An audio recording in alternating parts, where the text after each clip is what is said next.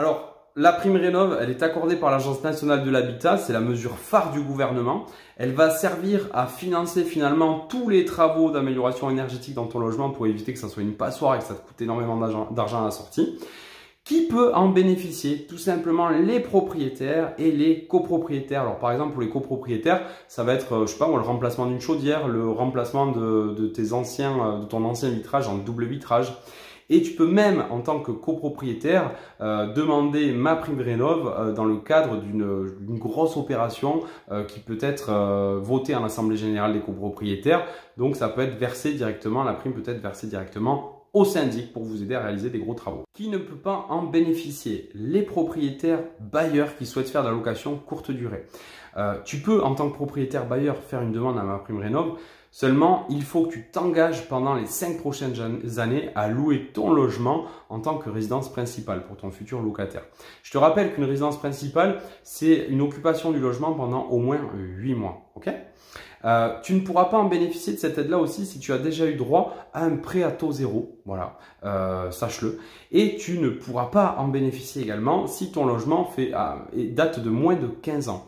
En sachant que si ton logement date de moins de 15 ans et que au bout de 2 ans tu souhaites éventuellement, il y a une condition en fait pour en bénéficier.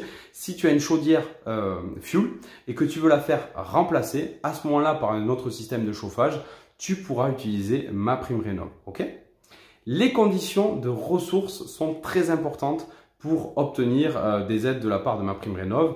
Ça se classe en 4 catégories, d'accord? Donc, je vais te mettre un tableau à la fin de cette vidéo et tu verras en fait à quelle catégorie financière tu appartiens.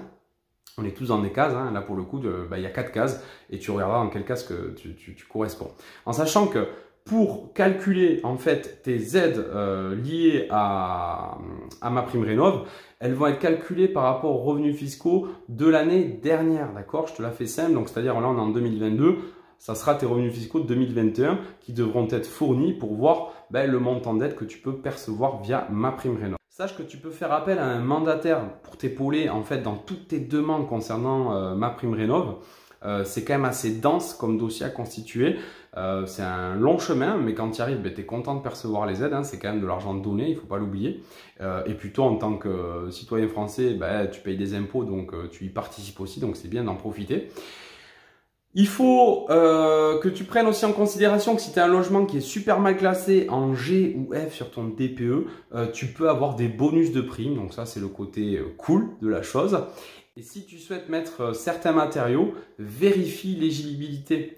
Tout simplement parce que il y a des matériaux types qui sont vendus et qui correspondent finalement aux aides que tu peux percevoir. Si tu utilises les mauvais matériaux, malheureusement, tu ne pourras pas percevoir les aides. D'accord? Ok, donc c'est très très important. Et bien que tu ailles vérifier sur le site legifrance.gouv.fr la liste de matériaux qui est éligible à ma prime rénov. Ok, c'est très important que tu regardes ça. Je te mets le tableau de ressources de ma prime rénov 2022. Tu verras dans ce tableau-là, en fait, c'est calculé du coup par rapport à ton revenu fiscal de référence de l'année 2021, puisqu'on est en 2022, donc de l'année passée. Voilà, et il y a 4 catégories, donc tu verras dans quelle catégorie tu te places. Désolé, ça fait 4 minutes que je parle. Donc, première catégorie, très modeste, revenu très modeste. Deuxième catégorie, revenu modeste. Troisième catégorie, revenu intermédiaire. Et quatrième catégorie, revenu supérieur. Ok? Et à gauche du tableau, tu as le nombre de personnes dans le foyer. Et tu verras dans quelle catégorie tu te bases et tu te situes pour pouvoir faire ton calcul concernant les aides que tu percevras par la suite. Allez, bon visionnage. Si tu as été satisfait, n'hésite pas à mettre 1, 2, 3, 4 pouces et surtout à partager ce contenu à des amis s'ils souhaitent faire des travaux. Ça peut les aider dans leur démarche.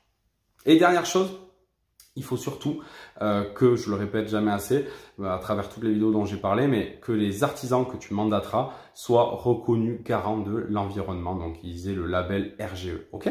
À bientôt.